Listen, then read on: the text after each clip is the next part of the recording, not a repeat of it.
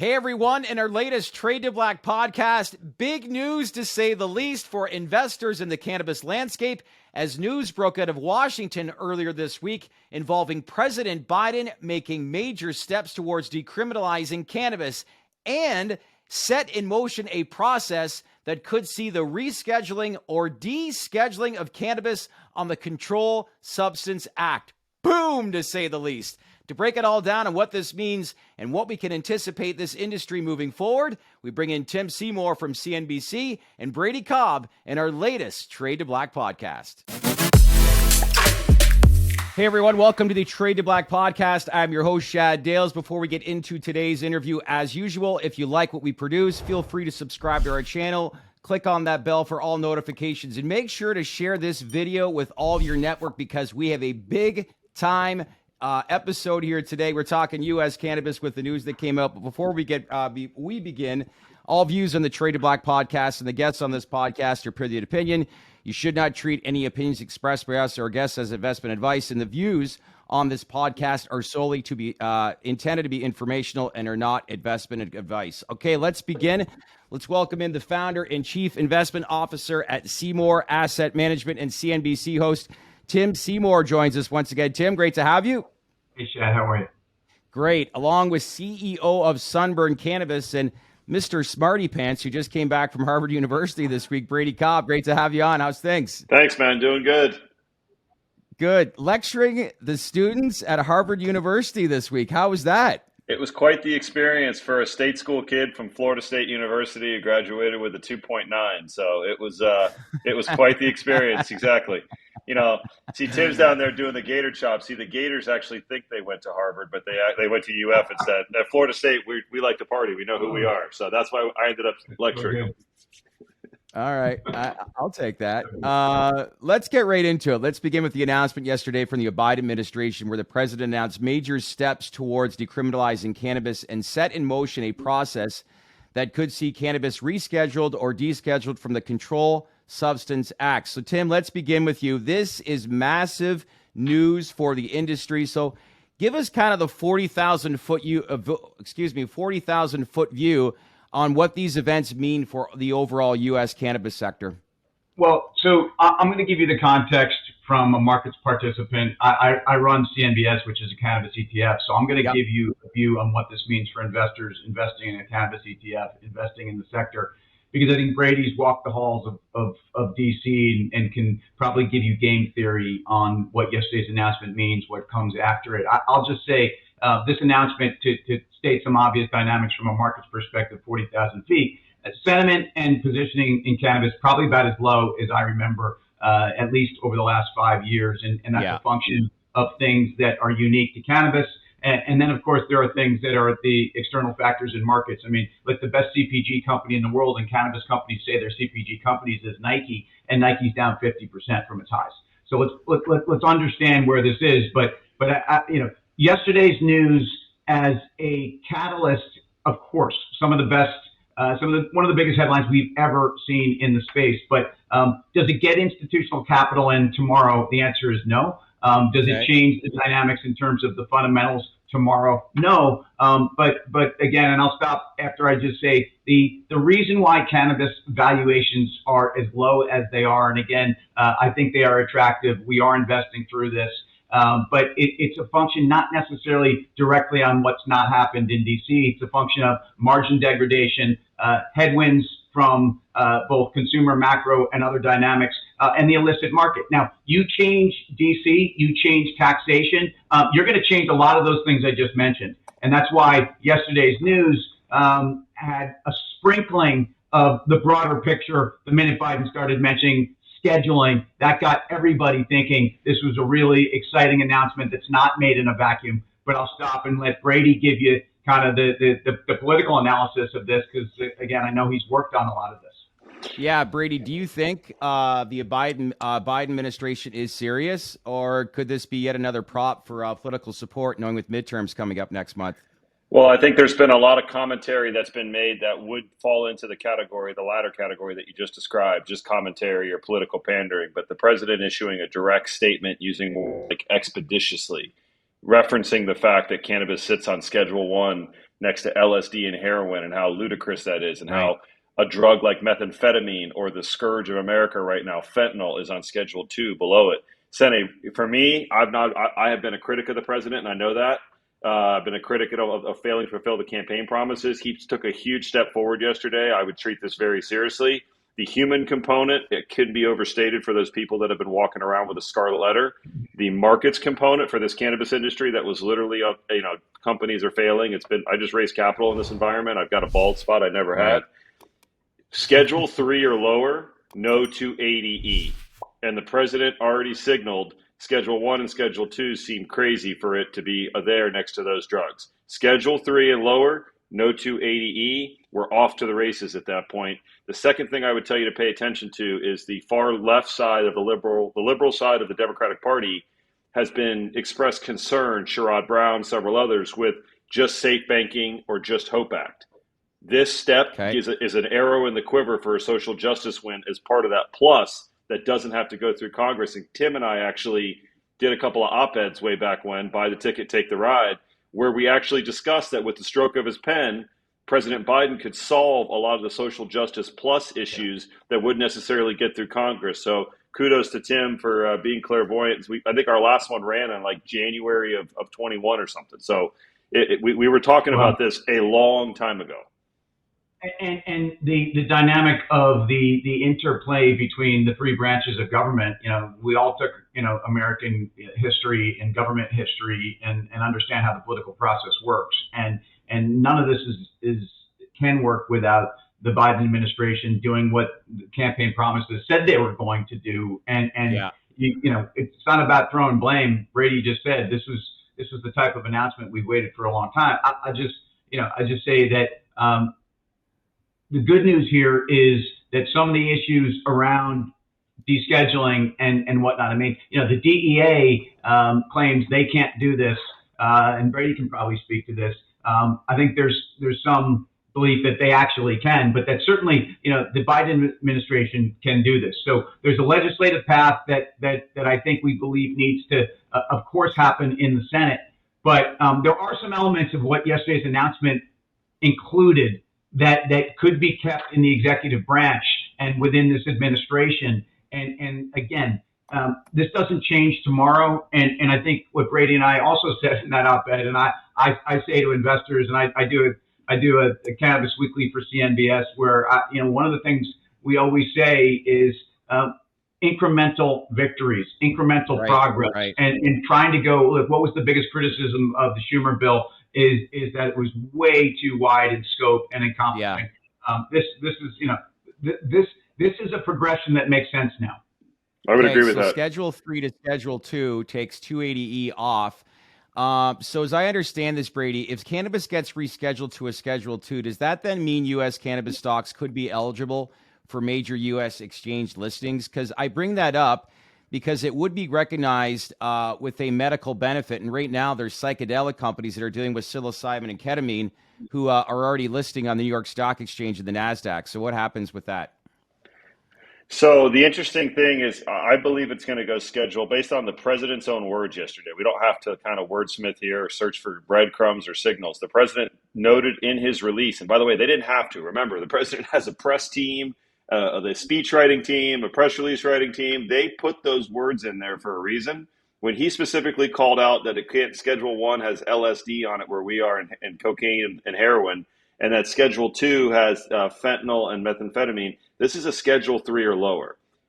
Schedule 3 or lower were listed in the U.S. U.S. exchanges already list companies that sell Schedule 3 drugs, and 280E goes bye-bye. So think about the 280E piece of this. If it were to go Schedule 3, companies that are paying on average 60 to a 65% effective tax rate go down to a proper tax rate in the 30s. All that immediately goes to the bottom line. That's found money. That is an ability to actually participate in the category for them in a real way. And I think most importantly, it opens up the doors for our natural predators, or I like to call them potential future partners, industries like alcohol, tobacco, to be able to start coming into the space in a meaningful way. Yeah. Big numbers change instantly overnight. Tim, needless to say, it's been a tough year to say the least for a lot of share prices. We've seen as much as 60% falling from prices on the equity side. So Do you think this marks the bottom in U.S. cannabis stocks based on yesterday's news, or is it a little premature to think that? I think it's more important for investors, and how I think about it at CNBS is that we're trying to be invested in the space, but we have views on where things should be tomorrow. Can we go lower? Look, in a world where the Fed's raised 350 basis points, there's another 50 on deck, and global assets are under pressure. Cannabis is a illiquid, high risk marketplace. Right. So again, just to be clear, and I'm a guy that's been investing in EM my whole career, so I'll refer to cannabis as an emerging market. They tend to bottom first. Cannabis obviously peaked in January of 21, and it's been a pretty heavy sled all the way lower to where we are. This is the kind of a catalyst that could put a base under things, especially if the view is that some of the biggest issues that confront the industry right here and now, in the middle of a challenging, if not extraordinary, capital markets environment where these companies take to raise cash. I mean, it certainly sends a bright light to those investors and those folks that are allocating towards the sector. That a lot of the headlines that people have been investing around are things that could come to fruition. I'll just say that I don't think it's a guarantee that we have safe banking. I don't think it's a guarantee that the White House follows through on. Let's be clear. I mean, it's time to pull every political lever you have going into midterm elections. So I'm just going to, I have to strike a tone of caution because that's what I do. And that's what our investors expect from me. And it's how, we invest. Look, we're invested in the biggest U.S. multi-state operators and cannabis position companies in the U.S. and in the world. But and I believe in that story. And that's the more important dynamic. This does reaffirm the view that the addressable market is growing and that the margin profile for this industry, when it finally settles in after they figure out taxation, should put it right near the top of consumer products, consumer packaged goods categories. That's what investors should be investing in. So yesterday's headline, does it mark the bottom? I can't tell you that in the context of where we are. It would be probably dumb for me. I could pick stocks every night on CNBC. It's hard to do. And calling that bottom, maybe not.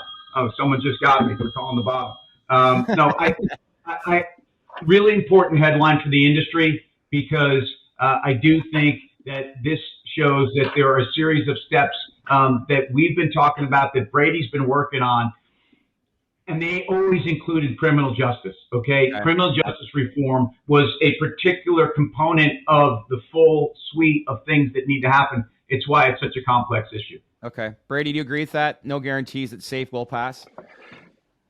Yeah, there's never a guarantee until it hits a president's desk. And the caution, I think, is completely well-founded. We're still in the early innings here, but at least now there's been a defined pivot at the federal level. There's been a defined statement. The review process by HHS has never been ordered before. That's absolutely massive. And then now it's about, now you got to look at, okay, what does the volatility look like over the next, call it 3 months while we go through midterms, lame duck with safe banking, and go through this rescheduling process. At the end of the day, it's a defined shift in the correct direction. I think now it comes down to being someone, if you're looking at these markets, pay attention to who you pick, pay attention to addressable markets, pay attention to the companies that are good stewards of capital, that have a good margin business right now, low OPEX, that are in the right states. Because now, thankfully, Tim, I think I can say thankfully, we're progressing to the point where picking companies matters more than just press releases coming out and finding out who's got the new state and who's got a press release going and what kind of promotes going on. We're migrating into that. Okay, let's start looking at fundamentals. Mm-hmm.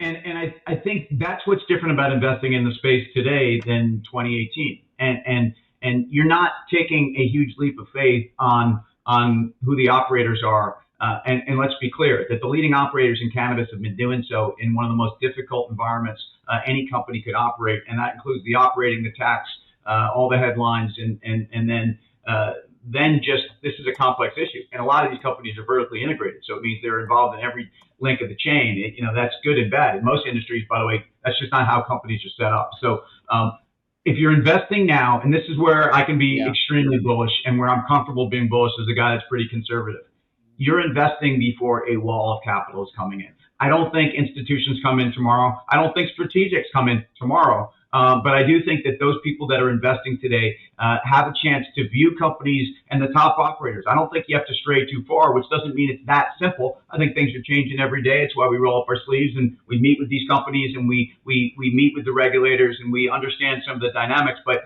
I do think you don't have the big question marks about, is this company going to be here tomorrow? I think, if you look at the 10 biggest companies in cannabis, they're going to be here tomorrow. And as Brady pointed out, it's with no disrespect to our good friends north of the border, the Canadian capital markets work differently.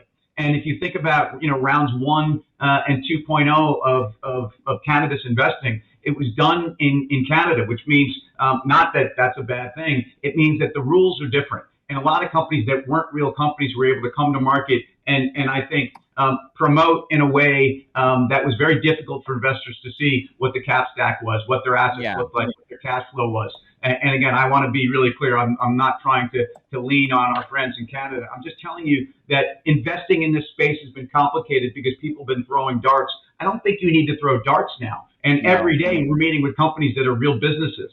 And by the way, Brady's about to has set up and is building another great consumer brand. And so I'll pat him on the back because there are great operators that are building companies in this environment. And those are the people you want to invest with.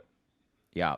Complete opposite approach in the U.S. versus Canada. And obviously the prices have been suppressed for quite some time. I understand the whole idea of market dynamics, but this legislation announcement is only going to increase this and create a lot of attention and positive attention from where we are today to, say, for example, the conversations we had even 3 weeks ago in Chicago at Benzinga. But it's great news.